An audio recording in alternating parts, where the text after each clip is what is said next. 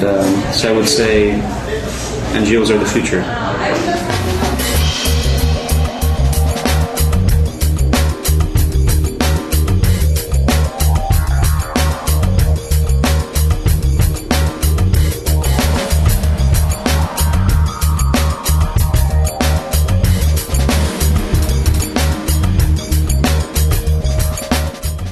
I think the number one challenge of NGOs is the very role that they have to do most often. That's the right to exist, I think.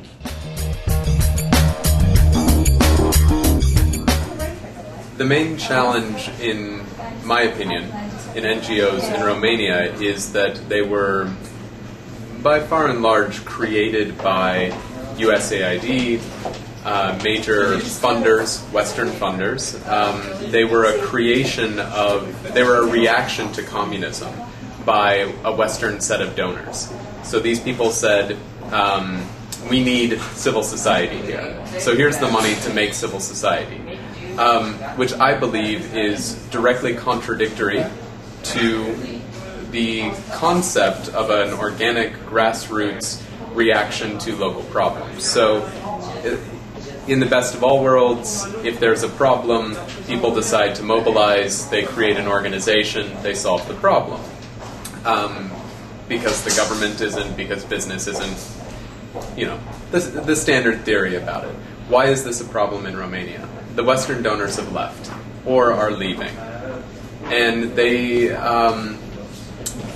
there was not, in my opinion, significant enough effort to train people in the nonprofit sector on fundraising and marketing. So now you have a lot of NGOs who are fairly developed. Some of them have incredible programming, but they don't know how to tell people in their communities why they should care. They don't know how to explain their role and what they're doing that's good, which puts them in a very difficult position. They can't talk about it, means they can't get money, and their other funding sources have left. The main challenges is sustainability, because after 2004, after Orange Revolution, many NGO leaders went to power. They went to government, and now Ukrainian NGOs require professional leaders. And few NGOs in Ukraine has strategic plans for their activities. They usually works with international assistance and have less assistance from their local business. Gaining recognition of their activities among communities and more in society, and then probably thus to receive funds for their activities. There is a saying in Hungary that associations don't have membership and foundations do not have grants or funds. So I think one of the main problems is that most of the associations do not have enough members. For them it's very difficult to mobilize community and to involve youth. And on the other hand, it's very difficult to find funds for the operations. So that's the other problem I think that we face. Biggest challenges are always money. Always money. Looking at revenue generation, being able to retain staff, and I think the nonprofit sector is huge in Canada. There's 161,000 nonprofits, and they are divided into charities and nonprofits. And I think the charities are faced with some real challenges around regulation and what they're allowed to do and not allowed to do. And I think ultimately we've been very dependent on government funding, and now we're looking at how to evolve and become more entrepreneurial. So I think that's one of the many challenges. I think the main challenges for nonprofits everywhere is to appreciate the value of their information and how information technology transforms the way that information is managed. So I think the nonprofits don't understand the real implications of the digital age, of the knowledge society. And we have knowledge that nobody else has. We've knowledge about injustices, inequalities, injury, and so on. And we need to use this technology to get it out to the world. As a result of the financial tsunami, I think all the NGOs in Hong Kong are facing tremendous difficulty in fundraising. From my point of view, the main challenges in Egypt is, of course, the sustainability. There is like beautiful idea that goes at the start of any organization, and they do have the potential to do something, and they wanted to do it, but the sustainability plan is not really into their account. Therefore, after a few obstacles and challenges, they cannot sustain anymore, and they have to shut down or do a shifting in their plan. The other challenges maybe is, of course, the limited resources and the unskilled employees. There is like a quite good number of organizations, especially the small and micro organization NGOs, that really lack the skilled and qualified employee, people who understand the main objective of being an NGO. I think NGOs have many of the issues that most rural people or people who don't have access to resources have. One is, I think, common problems of connectivity and power, access to resources, both in terms of cash and kind. I think one of the biggest challenges that all NGOs have, whether they're rural or urban, is training and capacity building support.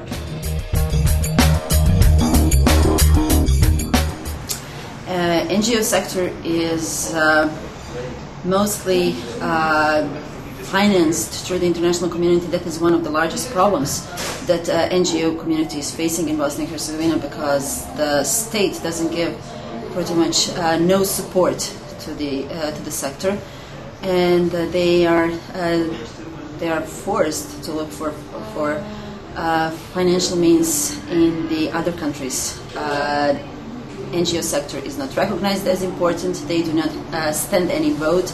They do not have any power in terms of the state government, or they are not recognized as the civil society activists who will participate in the democratization process. The main challenges of the NGOs in our country are related to the main challenges of our country in general, and the main priority is joining the European Union and all activities related to this goal.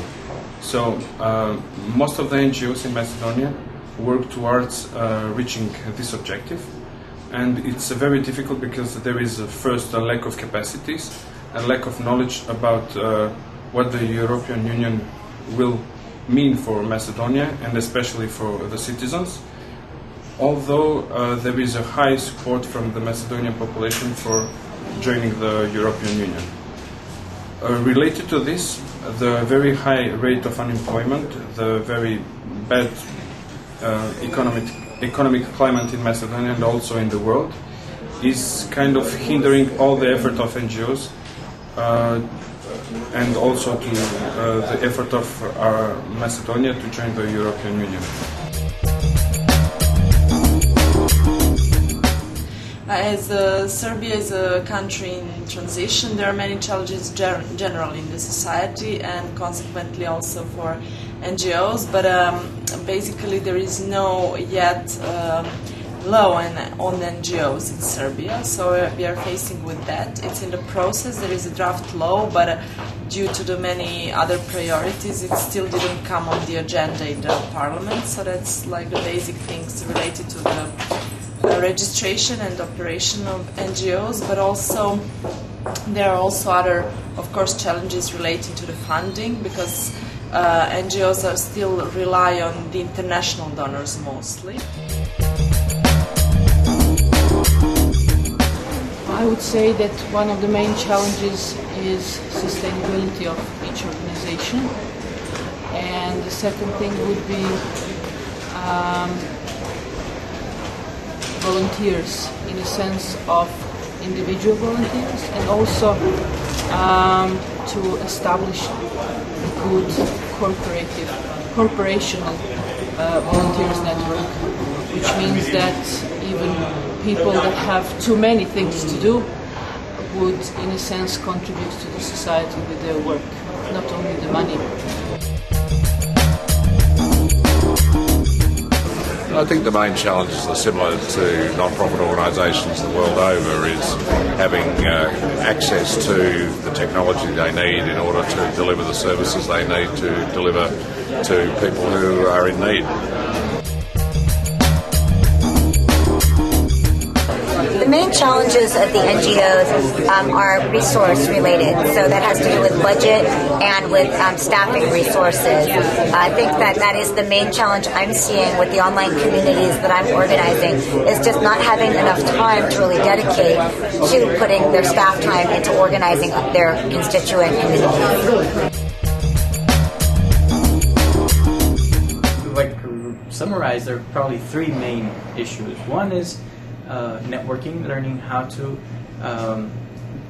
get to new opportunities through networking with their community, with the government and companies. Obviously professionalizing themselves, which means training in specific things of any organizations, management, communication skills. They lack, we all lack, because we in CDI ourselves we also lack a little bit of that. And obviously the big one for I think almost in the world is funding. NGOs and community organizations, they don't produce something that they can sell, so until they find a business model with their mission, related to their mission, the day-to-day of the organizations, most of it goes to how do we continue existing. So funding is part of the main problems NGOs are facing today. And I would say not the funding, it's discovering how to be sustainable. That's the issue there.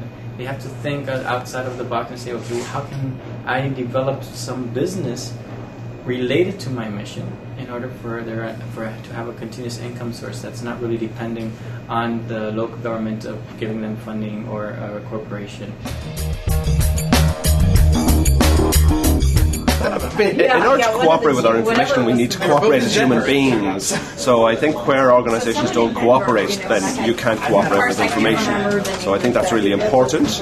And it's also important to allow people who suffer a chance to speak. You know, you don't know about injustice until the victims tell you about it. When you're comfortable in the first world, you don't want really to hear about the problems, and yet something inside you, your conscience, your sense of fair play prompts you. So we need to give these people an opportunity to prompt us then to act on behalf of people who are suffering in our world. Just to start things strategically, to have some sessions and to trying to combine approaches, how on the one hand how to address the audiences, on the other how to address funders, learn how to work with local business and how to explain them that their work is profitable for society, that it's needed, the society needs this work. We try as much as we can to build our networks and build support from a wide range of sources in order to be able to support the non-profit sector. There are a number of forces.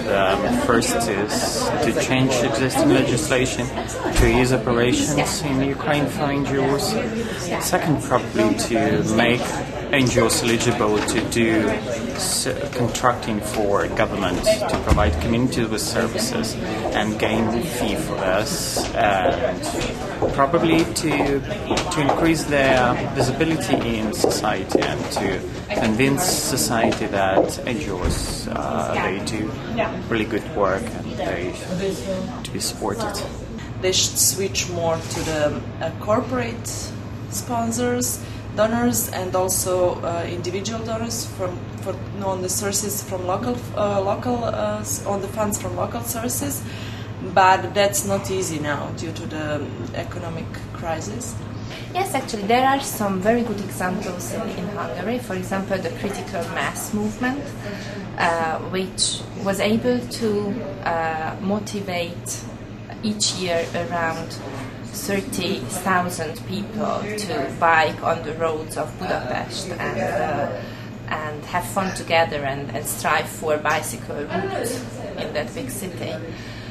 And I think we could, in the non-profit sector, learn from each other and to see what others do and what are the good examples. That could be a solution.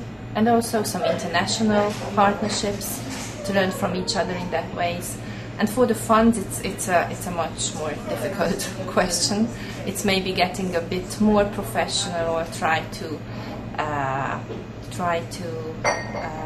describe our projects so that donors would find that important.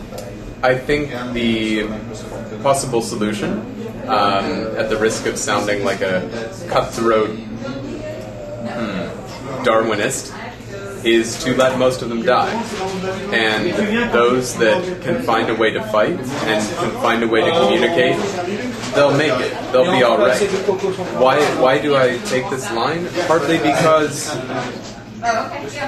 Sorry, I'm being talked to off camera.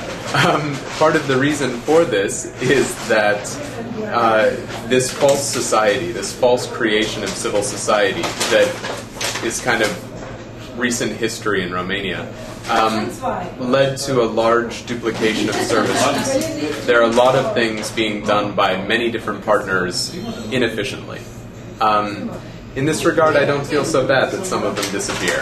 I feel bad for the people working there who really care, but then again, if they really care, there are organizations like mine who will train in marketing and fundraising and communications, and we're not the only one.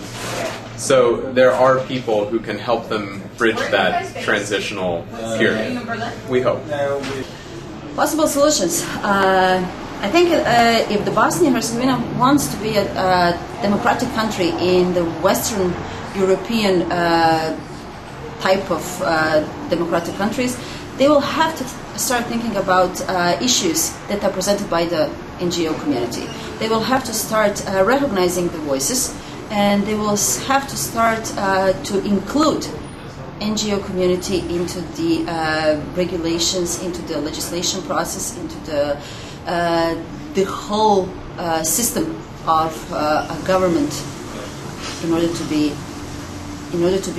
part of the European Union. That is a goal of the country as a whole. Well, first of all, one of the things is that some of the NGOs are recognized as reliable partners to the corporate society. So through that, NGOs, these networks could be established and nurtured in a way.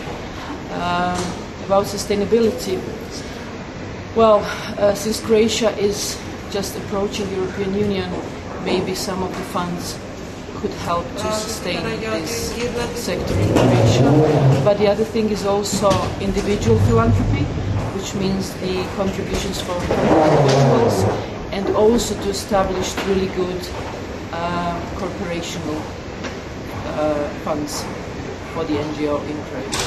There's someone to be with them on training them, training communities that they work with, and capacity building support, in addition to all the other things of access to markets and peer support group and things like that. And then most important is actually this being part of a larger network.